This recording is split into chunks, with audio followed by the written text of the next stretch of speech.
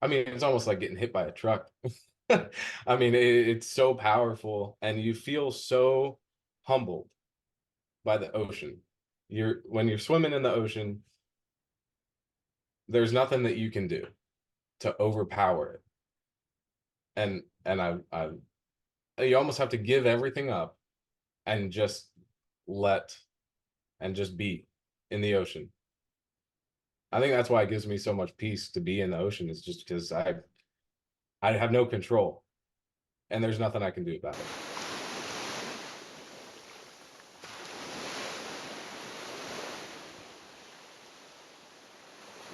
Hello and welcome to Speaking from Water, episode 42, the only podcast on the internet that brings you water legends, from water photographers to big wave surfers to lifeguard legends. And today we have a legend out of the Outer Banks. He is a young buck. He is doing amazing things, and the Outer Banks has never been so beautiful in my eyes. Mike Leech, thank you so much for joining us on Speaking from Water. Thanks for having me, man. I'm excited. Yeah, dude. So how are you doing today? Doing well. Got up early, went to the gym, feeling good. Have you had a look at the ocean? I have not. I have Surfline up here right now, and it's looking small and onshore. So So there's not much. a good day for a podcast. That's for sure. Yeah, yeah. Looks like we got some waves coming up on Thursday, so excited about that. Sick. But it looks like your winter has been amazing. Yeah, it's been all right.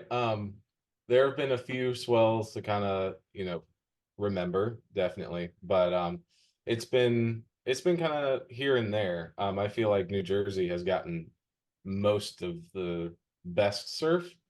But still, I mean, I think the Outer Banks is more consistent than Jersey. People may come at me for that, but I don't know. That's just my opinion. But yeah, we've had a couple good swells. One last weekend, which I was away for. I was actually in your neck of the woods. I was in Wilmington. Um, but yeah, I didn't shoot that one, but one a week before that. That was pretty good down south in Hatteras. So pretty pretty good. Nice. So Hatteras has been the spot for the sandbars. Yeah, definitely. I feel like maybe in town, like Nags Head area is a little bit more like rippable, but definitely down Hatteras Way, Avon Way has been a little bit more heavy, and a lot more of the pros are out, doing their thing, pulling into some psycho square tubes. So that's where I'm at. That's where I go. So sick. So for those that don't know much about the Outer Banks, can you explain the setup and the topography and the uniqueness of the land Yeah, and so water? yeah, for sure. So, starting from the northernmost part, you have kind of Virginia Beach and Sandbridge and up there. And then as you kind of go down the coast, you have Corova, Corolla, Duck, Southern Shores. And then that's the main bridge where everyone comes across, is in Southern Shores, Kitty Hawk, kind of like on that line. And then you have Kitty Hawk, and you're on a very skinny strip of sand. So as you come down, you hit Kitty Hawk, Kill Devil Hills, Nag's Head, and then you go across the what now it's the Mark Bass Knight Bridge, but everyone still calls it the Bonner Bridge, um, down to Pea Island, and that's the National Seashore. That's Cape Hatteras National Seashore. And as you keep going down there, and I mean that's like 80 miles of just beach and small towns. Um, and as you go down, then you hit like Frisco, Hatteras, and then you can take a ferry over to Ocracoke. Um, and like I said, I mean that's 80 miles from Pea Island um to Ocracoke. And I think from including Corova is like 100 and don't quote me on it, but I think it's like 105 miles or something of just beach and waves. So I mean we have lots of opportunities to kind of score and have to find good surf anywhere along that, and an empty peak too. So another thing is also it's very close to the continental shelf, which is a big deal for people that might not know about the ocean bottom here on the East Coast. The waves that do hit you they didn't have a lot of the bottom to get destroyed by. Say down here in Wrightsville Beach, where I am, we have maybe 100 miles between us and the shelf, which allows the wave to get a lot smaller by the time it reaches our beach. Where you are, it's very close as far as the shelf is, so the wave is still intact when it reaches your shore. Thus, the wave is way heavier. Can you speak to the heaviness of the surf in the Outer Banks? Yeah, there have been a couple times where I'm like shooting in the water or something, and it's just crazy heavy. Like it breaks below sea level. Like I have a picture, and I can send it to you, but I'm on the beach. I'm kind of elevated a little bit on the dune, and I'm shooting down, and you can see just the water coming down and then being sucked up and over. Like it is so heavy in certain spots. Um, and I believe the shelf is a little bit um is closer to Hatteras than it is in town here in Nags Head, because we have weaker surf up here in town. That's why everybody goes down south, is to find the heavier stuff. So it does get pretty heavy, very, very heavy. Not all the time, but there are some times where, I have not swam because it's so heavy. But yeah, it gets Yeah, pretty so heavy. it's very slabby and thick, Mhm. much like you would find a slab wave that hits a rock. And the the nature of such is you have amazing barrels that you don't really find um, anywhere else on the East Coast. When you're out shooting, what are you seeing with these barrels? Very square. Like I said, like it doesn't just kind of crumble, but it will come out, and the lip will come out and then come down and almost fold on itself. Um, I mean, that's not everywhere. Like it depends on the sand. There's a lot of things that kind of go into making those conditions, but it's very common down south in Hatteras and Pea Island and stuff like that. So yeah, I mean, again, it gets so heavy, and that's what makes it so fun, to be honest. Because I mean, I've always been the kid of I've vacationing to the beach. I grew up in Maryland, so we didn't, family didn't live on the beach then. So I was always the kid of, oh, I'll just kind of lay down in the crashing waves and just let it tumble me. And that's what I still do, and I love it. When I'm shooting, like I love to just I mean it's so backwards, but it's so heavy, and I love to just get tumbled, and it's so fun. Yeah, the ocean gives that joy, the emotion of it. Now, Mhm. being from Maryland, tell us a little bit about you growing up in Maryland and what that was like, and set us up in your early years. Yeah, so I was homeschooled from the first grade on. And yes, I had friends. I had a lot of friends. Um, and I went to a homeschool co-op. Like we were under an umbrella, and we would all of the kids in our area would go to this co-op. It was at a local church, and that's actually where I learned to photography and stuff like that, is where I took a photography course there. Actually, my friend's mom was teaching it, and my mom actually, it was no question. She was like, "You're taking photography," and I was kind of dreading it.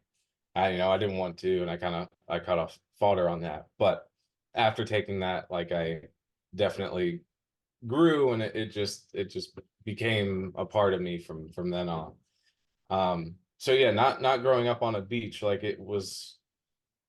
Now that we do live on the beach, it's kind of like what did we do?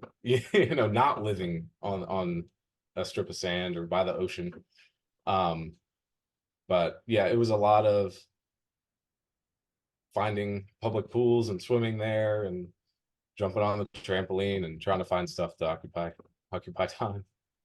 So, were you on a swim team?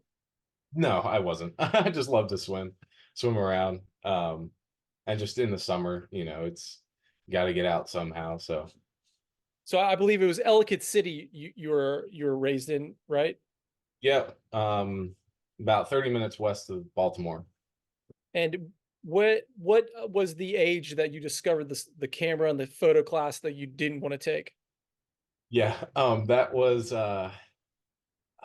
11, 12, 11 or 12, I think. Maybe further, maybe 14, 15. I'm thinking, yeah, 14, 15. And was it film or digital? It was both. It was both. It was mainly just kind of teaching us the ropes of like, you have your aperture and shutter speed and ISO and stuff like that. And then we went into telephoto stuff. And then once we kind of had the baseline of that and learned how to shoot in manual, then we had film cameras that, she was like, oh, let's, go out and shoot some wildlife and try to get some telephoto images and try to get some macro images. So it was kind of like that, like different assignments like that. But the film was really, really fun. I've actually just started recently shooting film again, and it's super fun. Cool. And when was in this process where your mind switched from I don't like this to wow, I love this? So that Christmas, my grandparents got me a GoPro, a little Hero 4 session. That thing was like it was so small, and I love to body surf and just like I said, get tumbled in the waves. So the summer after that, my family, we all kind of went down here, vacation down here, because we've been doing that for 22 years prior to moving. And you know, I went body surfing. I was like, oh, I'll take my GoPro out. Let's see what happens, see what it looks like.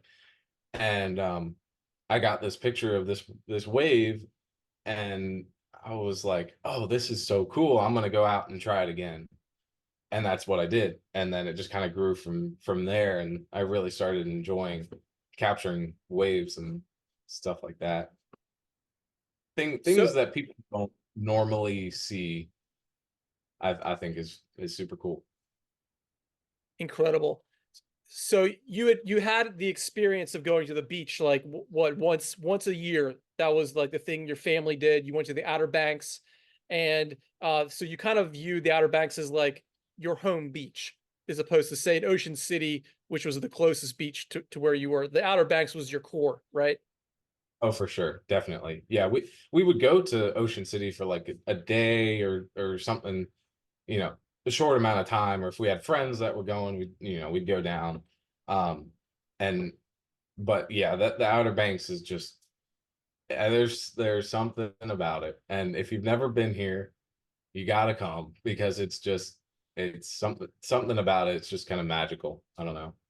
Well, we're going to speak to that magic here in a bit, but can you contrast the Ocean City to the Outer Banks? Like when you were a kid and you went to the Ocean City and was like, hold up, this is like a beach also, but it's not, doesn't have the same vibe.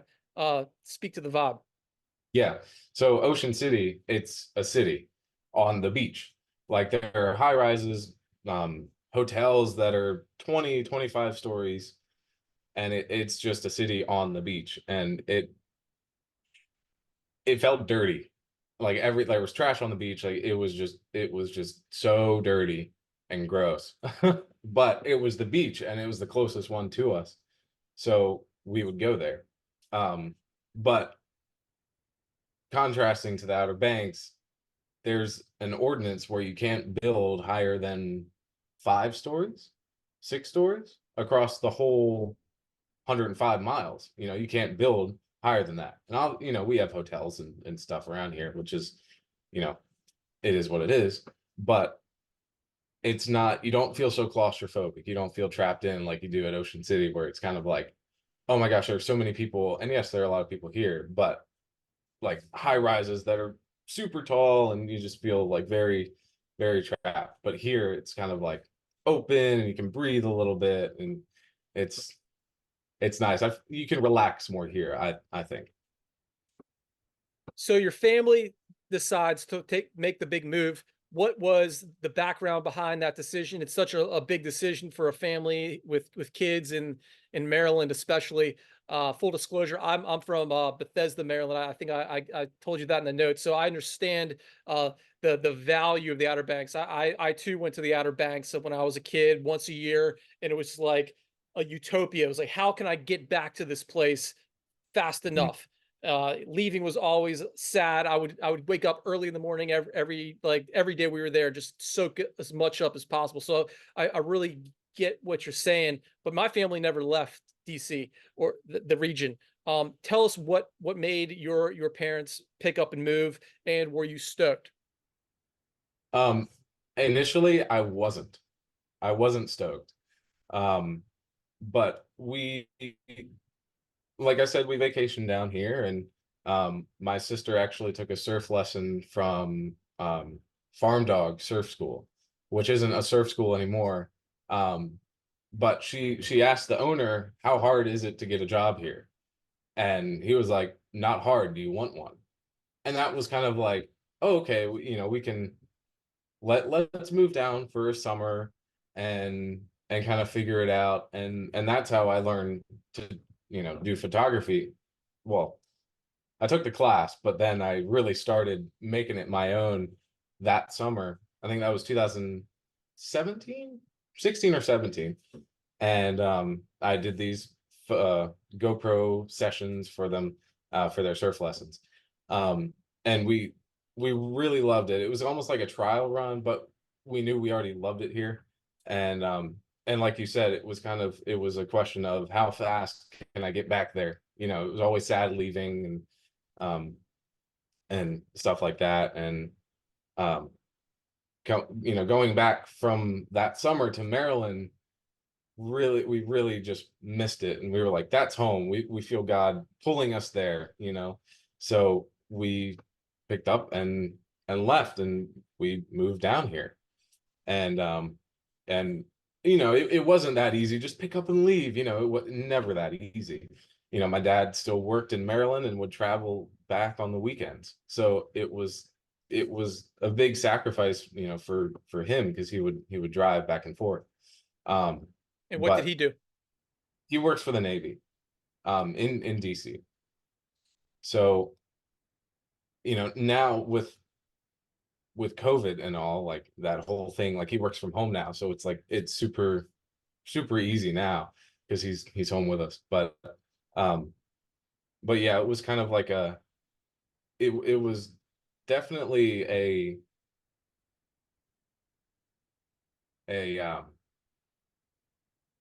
it was a God thing. We definitely felt God pulling us here for a reason we didn't know, but we knew we always loved the beach.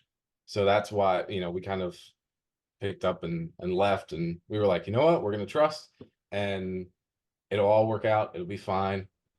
So we came down here, and it's fine, it's great. Love it. So you said you weren't stoked initially. Why not? Um, I had friends back in Maryland. I still have friends back in Maryland.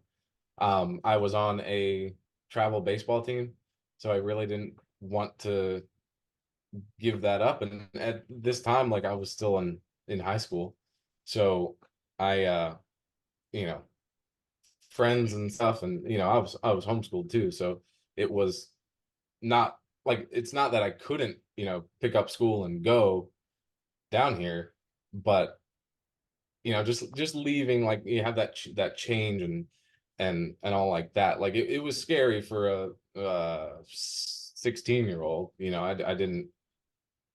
I didn't see the future. I just saw then. And I was like, oh, I'm leaving so much behind, grandparents and family and stuff, like that, like friends and things. But I didn't see the future of how God was going to use us down here. and how much better our life is going to be down here. And I understand you were a snowboarder also. I was, yeah. I that's the other thing. I really didn't. I don't like being hot. So snowboarding was super fun for me. I'd go to Liberty Mountain in Pennsylvania, snowboard a lot, and Liberty University at their Snowflex Center. Um, and yeah, I love to snowboard. And it's actually funny. I started surfing first, but my sister started taking photos first. And then when we moved, we kind of switched. Now she's the surfer and I'm the photographer, but I still surf too. But yeah, yeah, snowboarding was always fun, but doesn't hold a candle to surfing. Yeah, I can second that. Again, I love Liberty Mountain, but I always viewed the mountain as like a wave. And once I got to the beach, it was like West Coast snowboarding only. Yeah. That's kind of how that went. So you make it to the Outer Banks. Uh, then what? When was it that you really started to pick up steam? And I assume it was probably when you got your first Aquatech water housing, possibly. Tell us that story. Yeah. So at this time I was still working at Farm Dog, just kind of like their shop cabana guy. I would, clean boards, I'd strip boards, I'd wax them, have a fresh new coat of wax for rentals, fix anything that needed to be fixed. Um, and and through all that, I was saving money for what I thought was a car at the time. But I kept seeing other photographers down here, Daniel Poland being one, uh, Corey, Shinable being another, and I just could see that there was much more potential in surf photography than just a GoPro. So I knew I had to get a housing. I knew I had to get a camera. So before I bought a car, before first car, anything, I bought an Aquatech housing um through online, and I got that, and it just started going up from there. Um, Swimming in the wintertime in a 3-2, I didn't know any better. I just moved down to the beach. I don't know what thickness of wetsuit I needed. So I was swimming in the winter, no hood, no gloves, with taking photos in a 3-2. Um, and then people started, saying, "Are you the guy with no hood? Are you wearing a 3-2?" I'm like, "Yeah, that's me." And they're like, "You're crazy." So, it kind of grew like that, like word of mouth, like, "Oh, yeah, that's the guy that doesn't wear a hood." But, I'm also getting pictures that they're sharing, and they're going around, which is cool.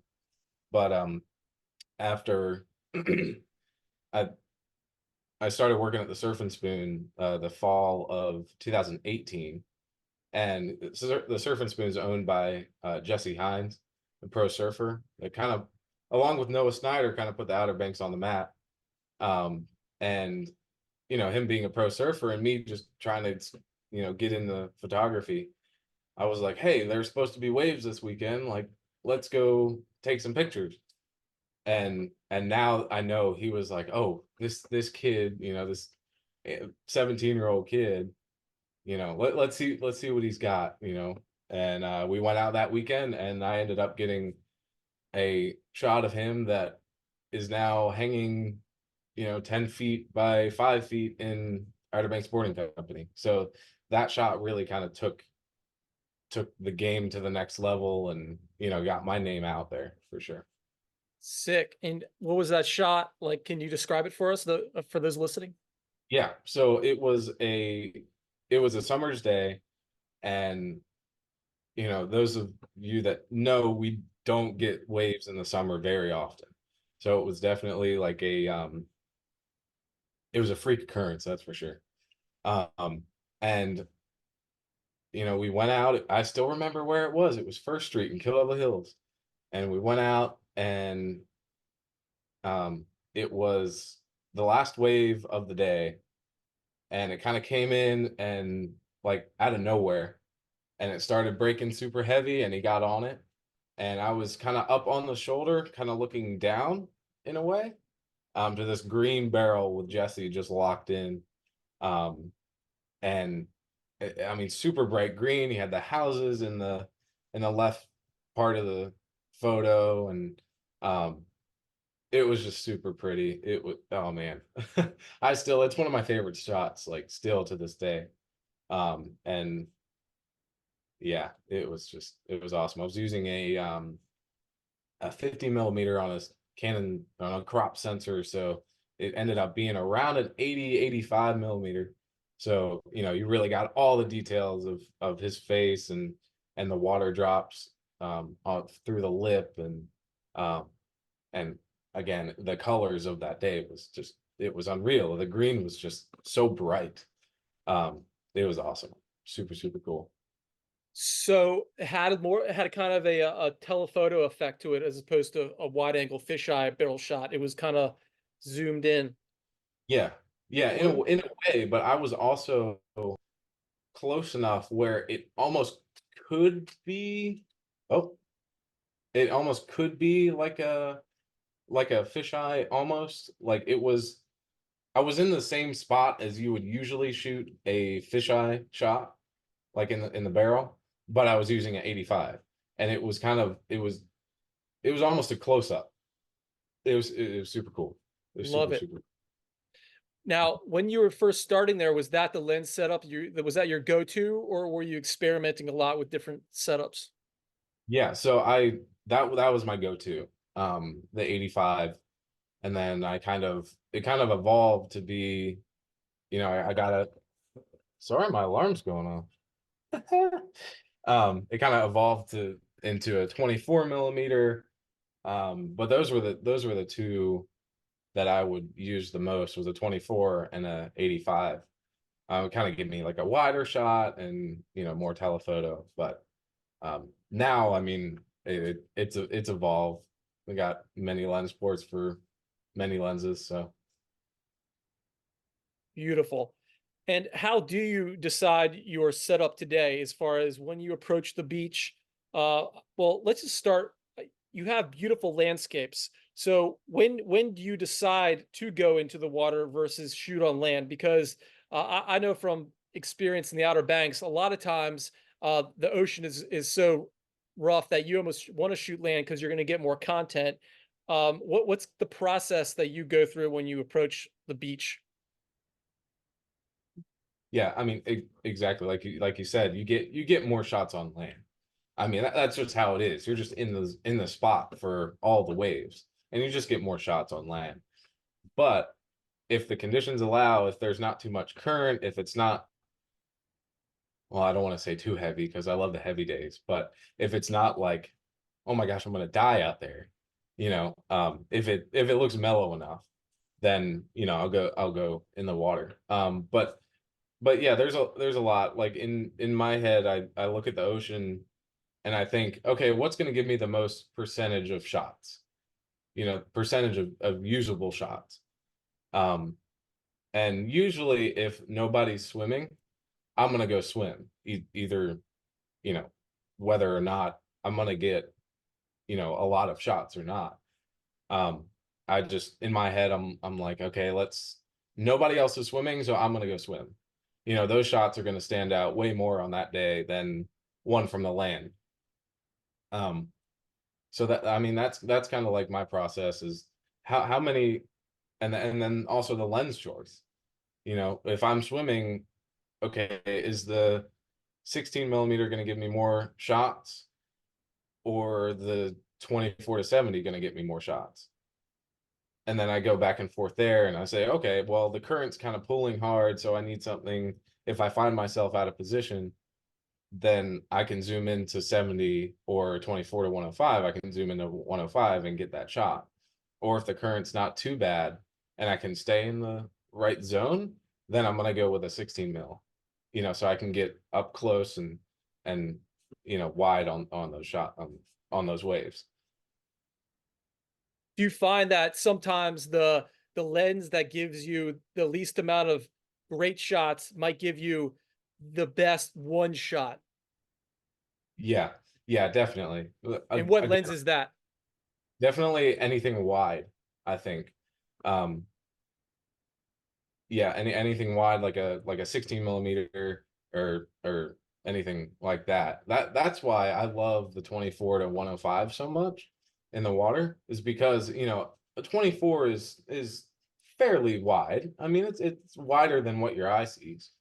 Um, so if I find myself in that zone, I can zoom out to 24 and get that wide shot. But also if I find myself out of the zone, I can zoom in and still get that shot down the beach. So And what aperture setup do you like with these uh different zoom spectrums?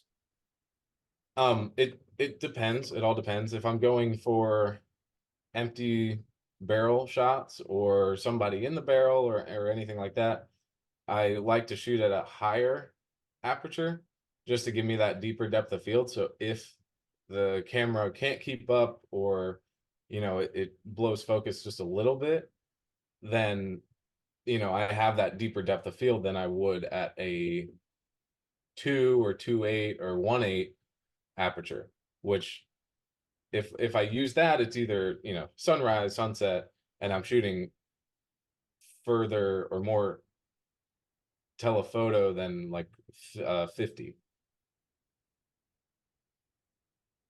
Love it.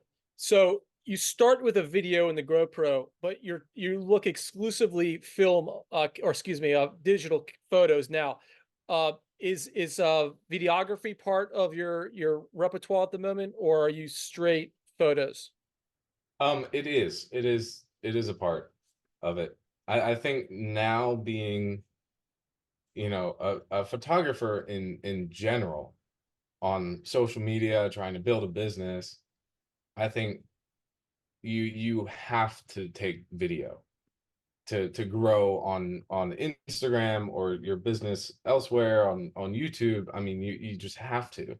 You don't reach the same amount of people as you would if you just post a picture, you know. Like I started making, actually Peyton Willard has kind of inspired me to kind of do more, video and talking to the camera, which is super uncomfortable for me and I hate it. But it's fun. I really enjoy it now. Um, I did one with Aquatech and they kind of did a collaborative post not too long ago, how I set up my camera in the water. And it was just like super simple. Um, just 50-second clip of me setting up my camera and talking to another camera off to the side. Like it's super simple. Yeah, dude, I Um, saw that. You did a great job. It was very, very good. Now you say that that was uncomfortable for you. Speak to that uncomfortableness, because I know a lot of people out there, that's like the largest barrier for them stepping into the arena is their own personal self. And I know when I first started, that was for me too. But like, speak to the that hump and getting over it. yeah, I never really got over it. It was just kind of like I had to force myself to do it because I knew that, if I want to grow myself and my business, I need to do this. So it wasn't, I just kind of sucked it up and I did it. Um, so there was no really getting over it. But it before I was filming, it took me about 10 minutes to actually build up the nerve to actually talk to a camera. I mean, it's it's funny. It's just funny. But yeah, like going back to, video stuff, I filmed a movie and I released a movie about Jesse Hines about 2 years ago now, which is crazy.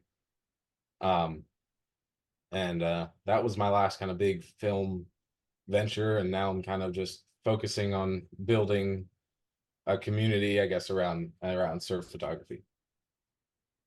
Uh, Speak to that movie. What was it about? And tell us a little bit about Jesse Hines for those who don't know about him. Yeah, so Jesse, he started out as a professional, or he was a professional surfer from his like 14 to 31 years old. I believe 31. Don't don't quote me, but I think it was 31. Um, and again, I mean, he put the Outer Banks on the map. Like if you watch him surf, it's just unreal. It's crazy. I mean, a lot like Brett Barley. Like his feet are glued to the board. Like I don't know how. I don't know what wax he uses. I don't know, but I mean, it's just crazy. It's mesmerizing to watch him surf. Um, and there was a lot of um things he had to overcome in his life. Um, faith being one of the big ones. You know, he kind of had a broken family, so it was hard for him as a kid. But you know, he didn't feel like he could have a family. But then he found God and really, you know, kind of dove deep into that, and you know, his faith got stronger over time and overcoming injuries and things like that. He has a really cool story, but yeah. And you've mentioned God and faith quite a bit in this interview. How does God and faith affect your life? And was that a good connection you held with Jesse to be able to make the content you did with him? Yeah, oh definitely. Yeah, I mean, my whole thing for surf photography is to show people what they may not be able to see for themselves. You know, so I'm out in the water. I'm telling the story of that day in the water. I'm conveying what it's like to be there with the surfers in the wave. Um, I try my best to do that. Um, and to just show how beautiful the power of the ocean can be. You know, like there are some days where you're like, oh, you look at the ocean, it's not that cool. But step into it. You know, if it's warm, you know, go in, but put a wetsuit on if it's cold, and go in. You can feel the power of the ocean, even if it's a 1 foot day. You can feel that, and to show people that power and that beauty that God has created for us to, you know, just it's amazing. You know, I love to just show people what it's like. That's beautiful. And what what happens, or what do you think people that are landlocked or don't understand the power of the ocean, how can you deliver this message to them? It's a good question. um it's definitely something that you have to experience once in your life at least. um but I mean, that's exactly why I do it, to kind of help them understand, you know, what it's like to be in the water. um I mean, it's almost like getting hit by a truck. I mean, it's so powerful, and you feel so humbled by the ocean. You're When you're swimming in the ocean, there's nothing that you can do to overpower it. And you almost have to give everything up and just let and just be in the ocean. I think that's why it gives me so much peace to be in the ocean, is just because I have no control, and there's nothing I can do about it. So I don't know if that answered your question. Awesome. But yeah. Mike, the soundbite alone was epic. So well done. Now, to that point, do do the people who don't know about the ocean, like does everybody, I believe they do, does everybody out there who doesn't even know yet about the ocean um have it in them that they love it?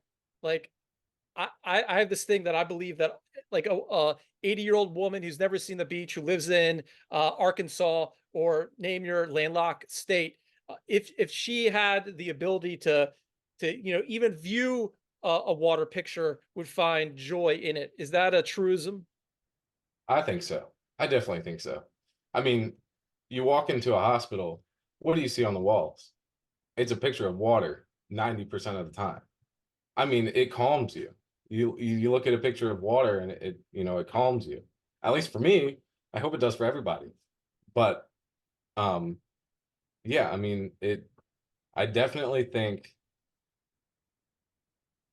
I definitely think everybody has something in them that tells them they love the water.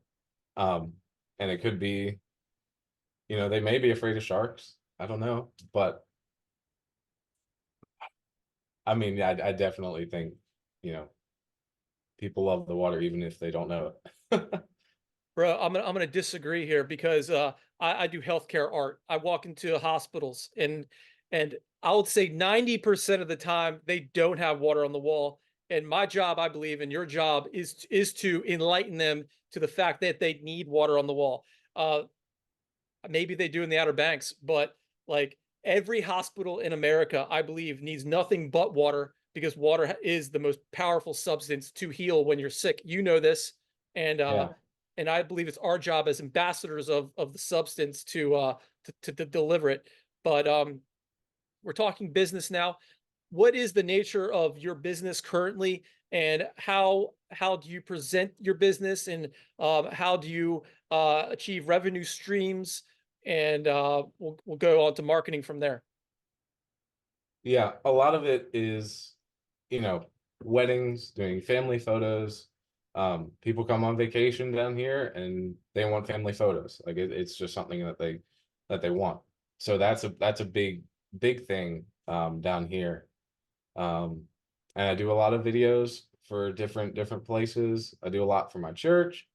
Um, so it's just kind of finding like odds and ends, to be honest. But the big things is weddings and family photos. I mean, that's a huge market and a huge business down here.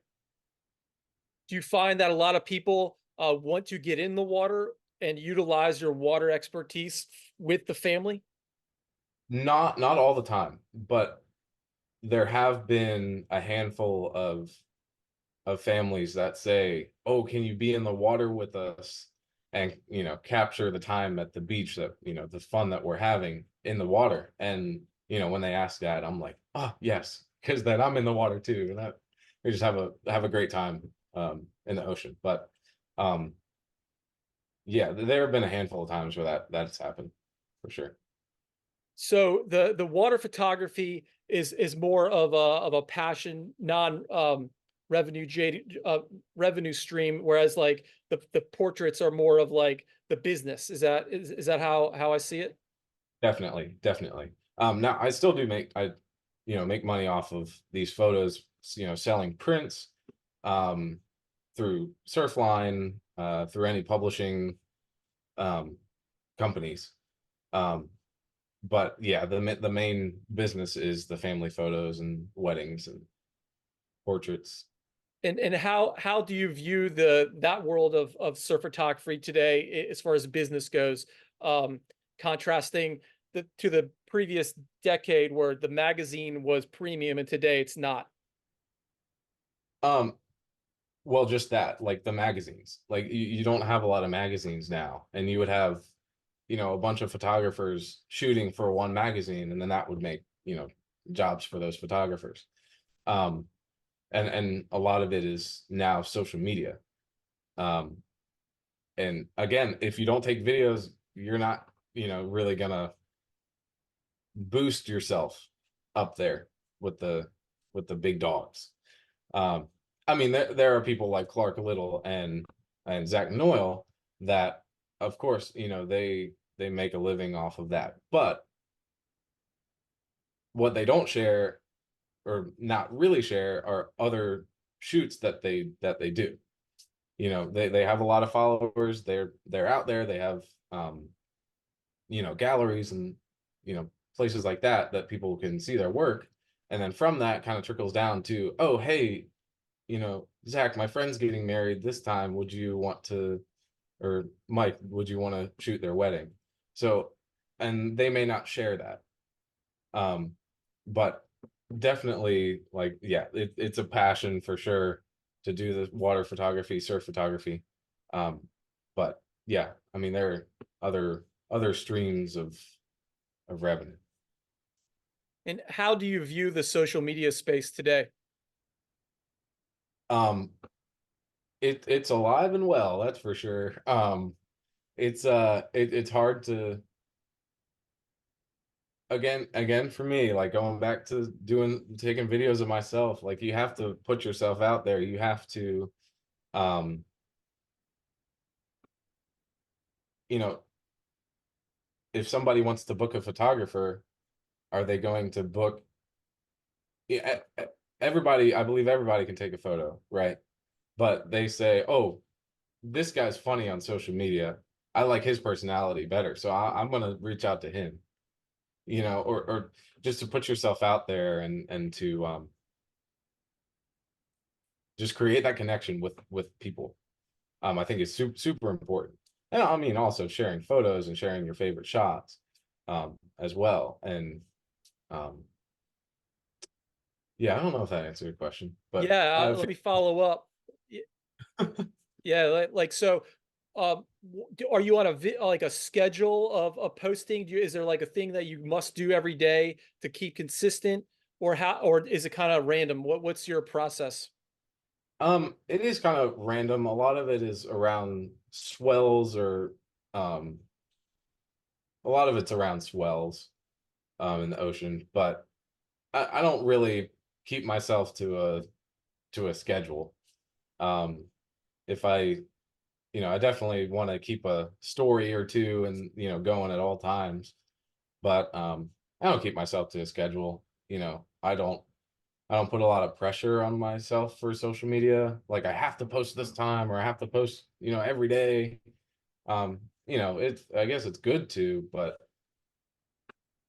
I don't know. I view it as more of a way to connect to people than rather to, I just find it a way to connect to people.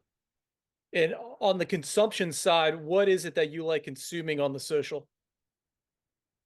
Oh man, I mean, we all can get reeled into to social media very fast, but I think looking at other people's photographs and what they're doing on social media as far as reels go, Instagram specifically, but a lot of it is inspiration for me. If I see a shot that Zach Noyle has posted, I try to dissect it and say, okay, where do I think he was? What millimeter lens was he using? And obviously, pipeline is not like the East Coast at all, but I can try to put my spin on it a little bit.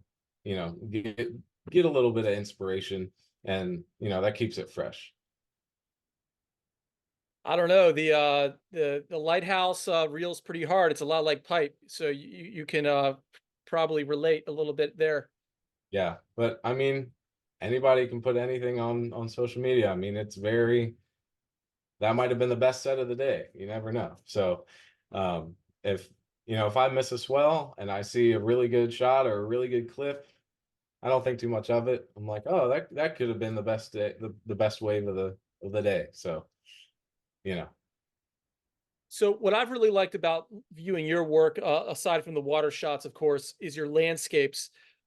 Set the audience up with how you set up a good landscape shot. mhm. um, I I try to lead my audience into what the subject is, whether that be leading lines or um, using the light to kind of to bend the light around to for you to view that subject. Um, so a lot of the photos recently that I've shared is you're looking straight down a beach access and the railing is leading you straight into what you're supposed to be looking at. And I think you know it just guides your eye. It's pleasant to look at. I love the leading lines. So that's what I set up mostly for. That's what I look for mostly in framing my shot. I like to do a lot through car windows on the beach. If I can frame the wave in such a way, then I call that a win. And as far as process goes, I can imagine that there's a lot of waiting and patience involved for the waves to do what you want them to do when you have your shot lined up. Can you speak to that patience? And also speak to that as well in the water, because I think it goes both ways. Yeah, definitely. yeah, let's see. Let's see. When I pull up to the, I'll walk you through my thought process. When I pull up to the beach, I get out, I look at the waves, and before I even take a picture, I kind of study it. I always take my camera, but I look at it and I'm like, okay, how's the wave breaking? Where is it breaking? Um, how hard is it breaking? And then I go into, okay, what shots can I get from this? Um, and being in the water as well, like I touched on, what lens is going to give me the best percentage of shots, and normally that's a 24 to 105 again. And I could be going out in the water and I say, okay, I'm going to get some empties, and I'll do that, and then I see a wave down the beach that broke really hard. I see that and I'm like, oh, I want that. So I'll kind of swim over there and kind of switch gears from that, as well. Um, but I guess that's the type of process. Like I just kind of study it and watch where the current's pulling, and a lot of it does just come naturally, like in the water.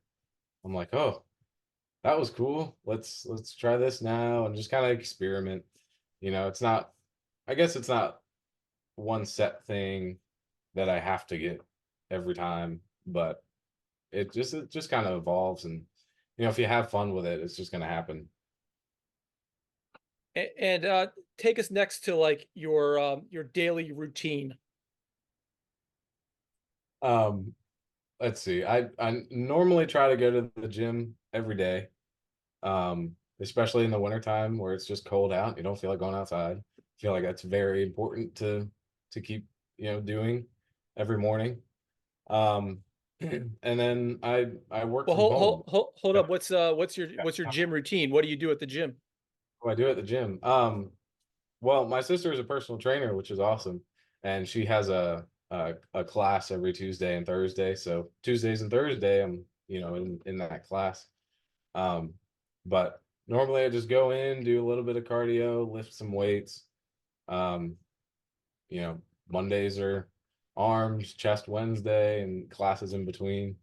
Um, so yeah, I mean a lot of it is leg focus too.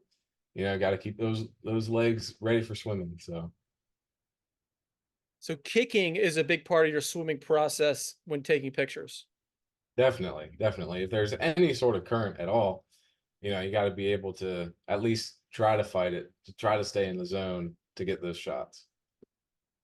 And what fin do you favor? Well, I just started recently using yucca fins. But before that, I used the Mike Stewart Viper Viper fins. They're bodyboarding fins. Um, Excellent. So what is do you have a wanderlust in you? Are you itching to go anywhere, or do you just prefer to stay around the Outer Banks? um, no, of course I want to go everywhere in the world. I would love to go to Pipe. But my family and I and some friends are actually going to Costa Rica in March, so we're very stoked for that. A little photography, surf, vacation trip. So yeah, they're definitely places that I would like to go. Mainly warm places. Where in Costa Rica? Santa Teresa on the West Coast. Sick. There, So is that a good time of year to go there? yeah, it's just into their dry season, so not a lot of rain, all waves, and we eat a lot, and it's great. I love it. It's so fun. This is the second year going. We went last year. We're going again this year, so very psyched. Oh, so you're familiar with the spot. What is it like? It's a beach break. I mean, there are some point breaks around, but it's very mellow, very rippable. Um, some days it kind of reminds me of home, but like 100% more consistent. It's just waves every day. You wake up, it's glassy, it's head high, and then it kind of goes up onshore a little bit in the afternoon, but it's still like insanely rippable. It's so much fun.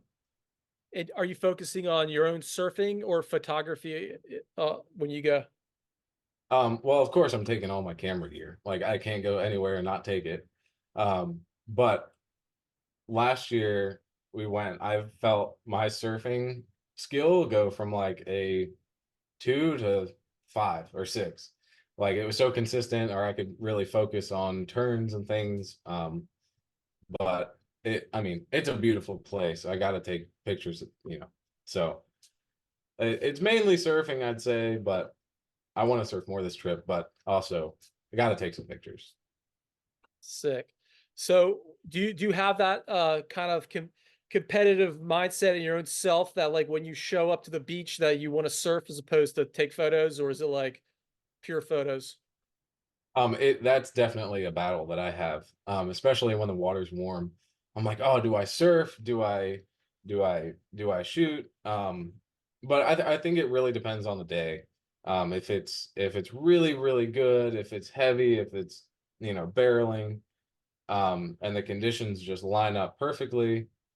Not even perfectly. I mean, if it's barreling at all, like I'm shooting in the water, um, or shooting a little bit. But I usually try to take a board as well, just in case I want to surf. Um, but normally it's all shooting, and then if there's time, I'll go grab a couple waves for myself. Yeah. So like the Outer Banks, again, back to the heaviness of the pitch of the lip of how it goes so square. Uh, On the social media, we see everyone making the wave. Speak to even the best pros, the consistency of them not making the wave. Well, I mean, they're pros. I mean, if you can surf the Outer Banks, you can surf anywhere, mostly everywhere. Um, it's just so heavy, and it breaks below sea level, a lot. So, uh, man, that's hard. I think they make majority of their waves, I think. But it's very, very, again, very kind of inconsistent on how that wave is going to break. In my mind, they're like snowflakes, not, you know, no two are alike. So, um, I'd say like 80% of the waves they make, I think, depending on the day and the conditions for sure. But, um, Well, I like what you just said there about the flakes and no two waves being the same. I also believe two photos can be the same, no matter how much you want them to be. You can't get that Jesse Hines shot again ever. Just like you can't get that sunrise that happened this morning again ever. Speak to that concept in photography and how that's almost like rocket fuel to producing. oh, definitely. Especially the first few years that I have, shot in the water. I mean, if I miss it, it's gone forever. So that, I guess, anxiety that I had was kind of like, oh my gosh, I got to be out there all day, getting these shots. I can't miss it. If Jesse gets a good one or Brett gets a good one, it's gone. That's the only wave like that. Um, so I mean, it's definitely you know fuel in me to really produce, or just take as many photos as I can. And is that what keeps you in the water for long sessions when you want to get out, when your feet are super cold, when you can't feel your hands? Talk about that. Yeah, definitely. A couple weeks ago, I remember Jesse, or not Jesse, I'm sorry. Brett got just a stand up tube. Like he was just in there for a few seconds, and he was standing straight up tall. And of course, I was out of the zone. Like I couldn't have, gotten there if I tried for that one. Um, so I stayed in the water for as long as I could, just waiting for that wave to come in again, and it never came. So I mean, I think it's very, no two waves are alike. You gotta get it while it's there, and if you don't, you miss it. You mentioned Brett Barley there. A lot of people on this call might not know who Brett Barley is. Speak to him and his importance, just like Jesse's importance to the Outer Banks. Yeah, he's um a young guy. I don't know exactly how old he is, but he's married. Like he's sponsored by O'Neill, Real Water Sports. He does a lot. He does a lot. He travels a lot to different places to surf. I mean, that's what he does for a living. So um, he's super good, really, really good. Again, a lot like Jesse. Like he just looks like he's glued to that board. Um, and yeah, he's pro surfer, good guy. And it sounds like you have a hotline to where everything's happening with these guys. Who else is on that hotline list? Um, so Jesse, you got Brett, um, and a couple other photographers, Cal Ramsey and Cody Hammer. I usually try to get in contact with them, try to see where the spot is. But you know, you have 105 miles of beach. It's you could wake up for dawn patrol and get up at 5 and then not surf until 9 because you're trying to find that spot, that good spot. And there's always that fear in the back of your head where you're surfing or shooting and you're like, this isn't the best spot, but you just got to take it while it's there and get out there.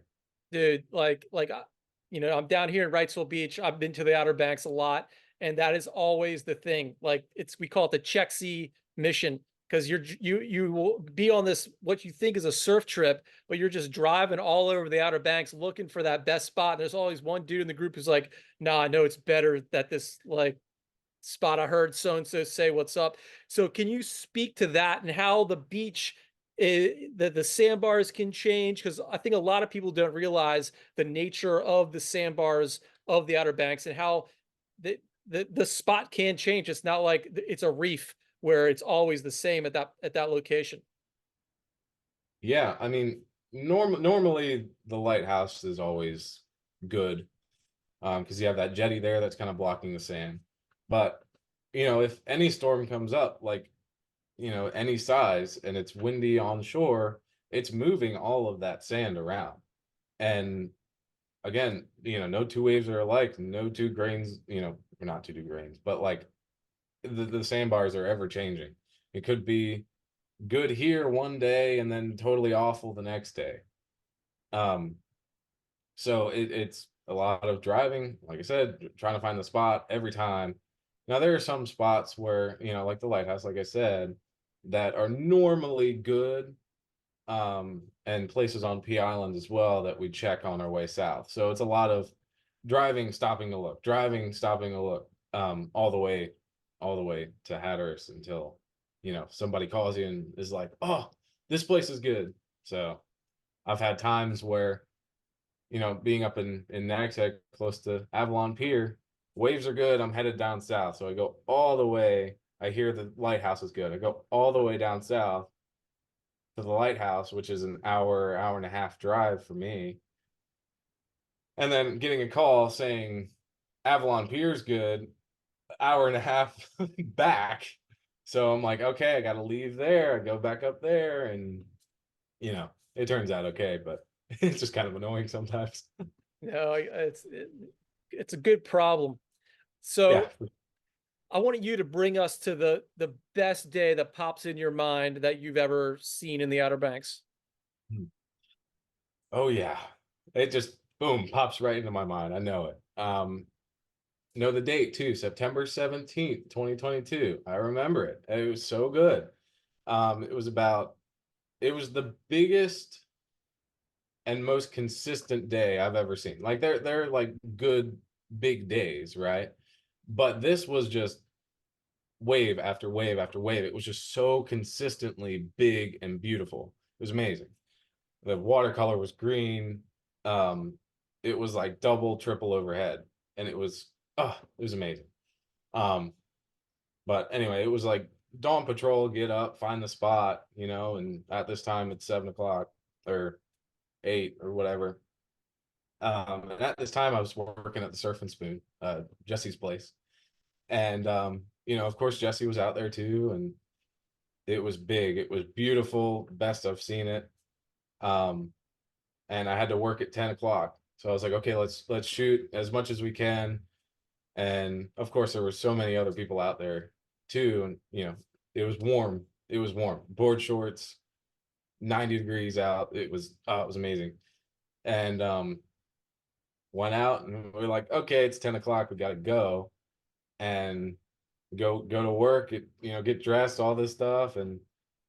And Whitney, his wife that was working there, she was like, we're not opening. We got to go surf.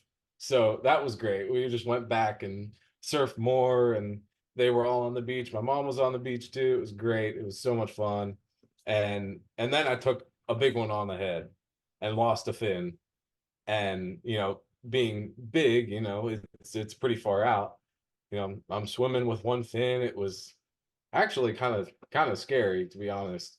Um, especially watching on the beach, my mom was terrified. She was like, "Oh, I see he's not, not swimming very, very strong." And being with one fin, I had half the power, so um, ended up getting, uh, I drifted into a rip current and got taken out real far. And thank God Jesse was out there, and he kind of helped me get back in and found the fin and went straight back out there. It was so much fun. You found the fin. Yeah, I found it. Wow. It Yeah. floated. Yeah, yeah. A surfer was walking up. He was like, "Is this your fin?" I'm like, "Yeah." That's Sick. crazy. I thought it was gone. I thought it was So gone. what beach was that? That was South Nags Head. So it was like right before um the Bonner Bridge, or the Bass Night Bridge now. So So you you yeah, you you spoke about the color of the water that day. Is that some of the best water that you've seen also in conjunction with the waves? I think so. Yeah, Can you yeah. hone in on that and describe that water a little bit more for us? It looked like it was tropical. It was tropical. It was not only clear, but so blue. And the green tones when the sun shined through it was just, oh, it was so good. Like that plant behind me there. It was like that green with the sun shining through. And just the blues. It was a clear day. It was just bright, sunny. Everyone was having a good time. It was just so much fun. So the Outer Banks are known for their they call chocolate barrels. Is that the predominant color of the water in the Outer Banks, or does the green pop up every so? Yeah, it's normally pretty murky, pretty chocolatey. Um, but in that September to October, you know, I mean, even August to September, October is pretty clear. It's pretty green. Um, and I don't put a wetsuit on until maybe beginning of November, mid-November. So it's pretty warm too. Um, so yeah, I mean it's mostly chocolatey and kind of murky, but again, it's special with I mean, that's why I remember it. Like it was so special, having the waves like that, and the color like that, and it's so clear. It was amazing. Yeah, so like a lot of people might be listening who don't know anything about the Outer Banks. A lot listen from Australia. This Outer Banks again is so special for all these reasons, and like you said, it's so warm for so many months, and then it gets so frigidly cold this time of year. Um, how magic is that? It makes you appreciate the warmer days even more, because usually like we get the waves when it's pretty frigid, pretty cold. Um, and then when we get them when it's warm, it's just everyone's out there, everyone's happy, everyone's having a good time. It's just so special. And in that moment, my mind switches from like, oh, these pictures for Surfline or pictures for people, to I'm just out there having fun with friends, just swimming around, having a good time, being in the ocean.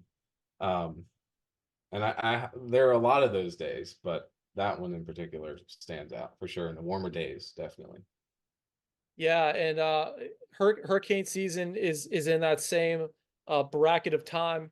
Um, the hurricanes have been y- slim and for a long time, but it seems like with the way the Earth is going, that I'm looking at S turns, particularly in how they're having to move the houses back and forth, or excuse me, just back.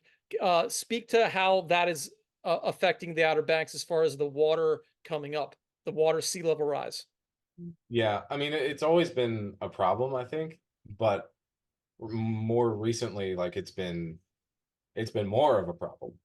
Um, we all have really great memories at S turns, and having that road being washed out and it being almost gone, it's sad.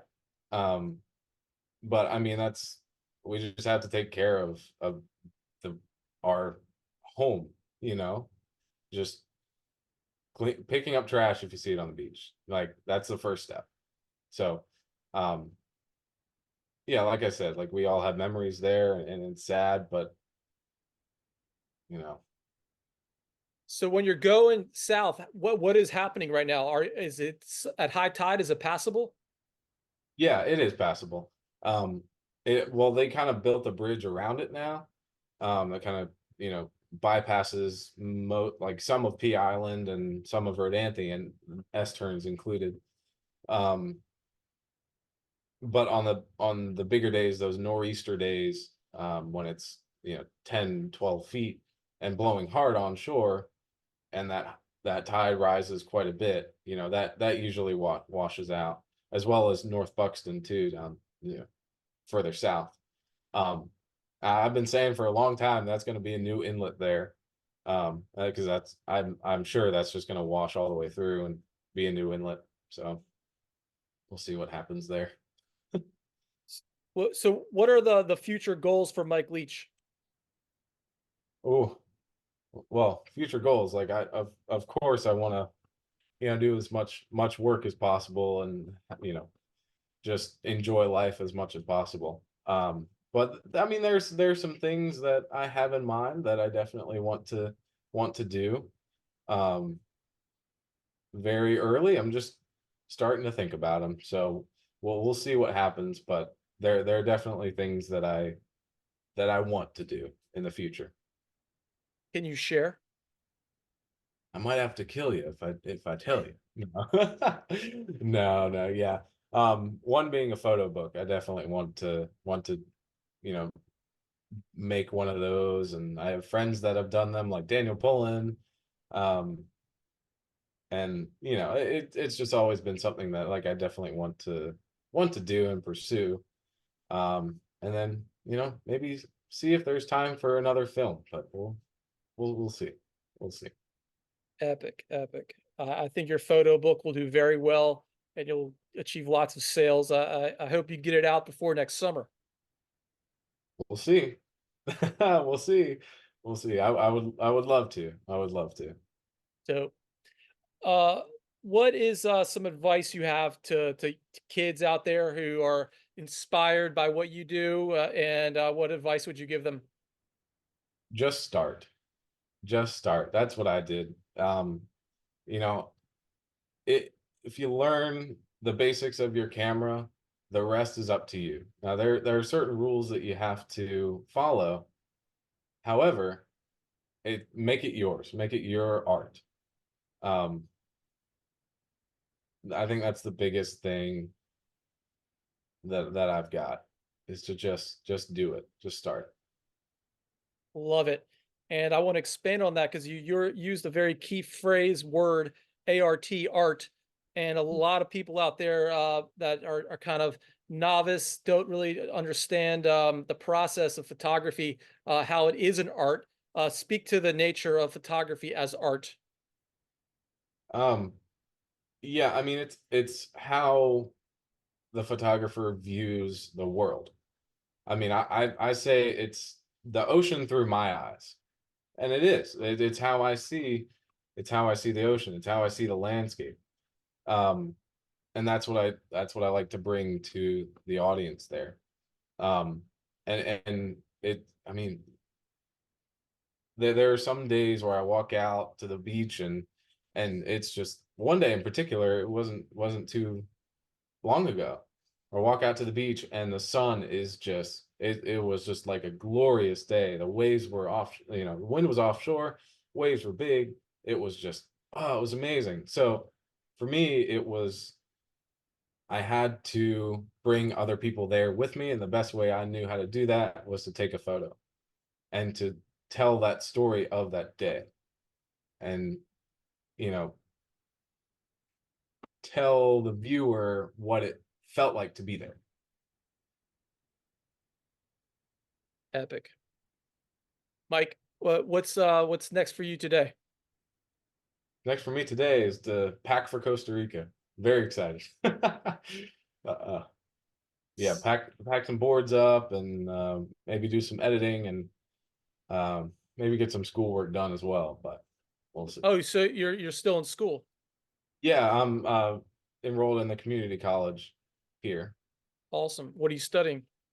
business management. Well done. Yeah. And is it, what's the ultimate goal with your educational pursuit?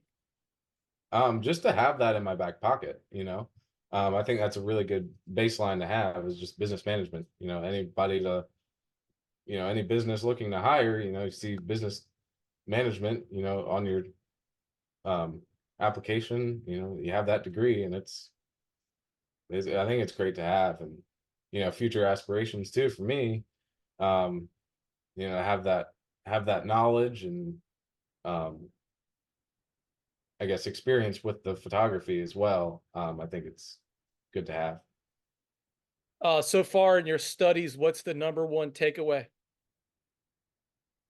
It's a good question. It's a good question. Um, I I love the marketing class. I like to, the marketing, and that was fun to do, is just to market myself, I guess. And um, learning marketing. I think learning that was fun. Good. Nice. Could you tell us like what about the marketing is the best It, part it of it? um I like to just to see what people react to, how to you know put a ad out, and seeing what the impression is of that. I think that was really interesting. um and then also, not including marketing, but like doing a business plan, like entrepreneurship, like how to build a business myself, by myself. Um, and I wrote up a business plan for that, and I'm like, oh, this is super fun. So it was really good to have. And yeah, with marketing, like how um, seeing how people reacted to things, any ads or anything that you put out. I think it was super fun and awesome to learn. Nice. So last question for you. Um, what is the meaning of life according to Mike Leach? Showing people the ocean and showing the power of it is something, that I love to do, and is great. And just to have fun, and love people, and show them, God's creation is something, that I really think I've been called to do. And it's super, super fun and awesome. Beautiful, beautiful. And do you have any final things you'd like to say to the audience? And do you have any shout outs you'd like to give? um I don't think so. I think I'm good. I think I've said everything. um yeah, I mean, if you're looking, just to get started in photography, like I said, I mean, just start. I mean, this is your art. Make it yours. Make it, shoot what you like, and just have fun with it. Just have fun. And where can people find you? You can find me on Instagram at Mike Leach Photo. Um, and my website is mikeleachphotography.com. I have prints up there. Have some mugs and calendars still available as well for this year. Um, yeah. Sick, Mike. Thank you so much for joining us today. Of course, thank you. And that's episode 42, Speaking from Water with Mike Leech. So sick. Mike, thank you so much again. And don't forget to like, subscribe, and we'll see you next time. Peace. Thanks. Awesome, dude. So sick, man. Thanks, man. Crushed it. Yeah. I appreciate it. Hey, so I want to put together like a teaser reel. Can I use any of your photos in that teaser reel? Yeah, go for it. Go for it. Sick. Yeah. And do you have any words of advice for me as a host? Nothing, man. I mean, you were great. That All was right. awesome. Sick. Yeah, that was great. I would have never known you didn't have your notes in front of you. Would have Oh, never really? known. Yeah. Yeah. Well, dude, I gotta tell you, I never even look at the notes because like I feel like if I'm like onto the notes, I can't think about what you're saying, and then I Mhm. can't come back with an intellectual like response. I'm like, boo. So Yeah. that's I think it worked out perfectly. Yeah, it was great. No, I'm the same way with like any interviews I do, like with film. Like Yeah. I have bullet points and things I want to cover, but yeah, I'm the same way. Like I can't respond at all. That's great. Yeah. Awesome. Yeah. And that was cool. You shouted out Peyton, because he was on the show last Tuesday. So that was sick. So you'd follow Peyton. Yeah, yeah, I followed him for a while. I met him when he was down here for a swell, I think, with Ryan Huckabee. He was filming him and um met him then down at the lighthouse and Sick. followed him from there, and he's crushing it. He's doing Yeah, good. you guys have similar stories, like similar age, similar going from one place to another. Like he was in Florida, now in Portugal. Yeah, that's crazy. Yeah. Yeah. What is he, 20, 21? Yeah. Yeah, 20 yeah, he's 21. That's And crazy. you're 22? I'm 22, yeah. Yeah. I'm Wow. 42. I would have never I thought you were 25. Respect, dude. Yes. Yeah, it's all my lap swimming. I attribute that to the laps. Yeah, I Yeah. got 3 kids. I'm the same bracket as Jesse Hines. I remember going out to Hawaii and seeing him in a pipe, just like, how did this dude get the pipe and just rule pipe from the Outer Mhm. Banks? But I'm telling you, like, where those waves that you guys are in are as heavy as Hawaii. It's heavy. Only they break closer to the beach. Yeah, yeah. Less rocks too. Less reef, less rocks. That less reef, less rocks. Well, bro, next time I'm up your way, I want to say what's up and thank you for joining us. And it was a pleasure meeting you and spending time with you. Yeah, you as well. Yeah, let me know when you're up here. Love to meet you in person. That'd be awesome. Yeah, you ever see my boy Dallas Tolson? Oh yeah, I saw him the other day. Yeah, tell him Sean Rutke so what's up. Will do. Will do. Yeah, he's still ripping so hard. Oh yeah, yeah. I feel like definitely him and Dawson, like the past like couple of years, have been like on another level. Like they've been so good. Like, oh yeah, they're so fun to watch. And Dallas, like he's always stoked too. Always Like stoked. so cool. So cool. I went on a trip with him, like man, like probably 20 years ago. That he drove the entire way to the Outer Banks with no hands, like because he was talking so much. He was the one driving, and the whole time I'm like, dude, can you please put your hands on the wheel? Funny anecdote, Oh, but I digress. Yeah. that's that's Well, cool. bro, good luck on your trip. Stay safe, and thanks again. Thank you. Thank you. All right, peace.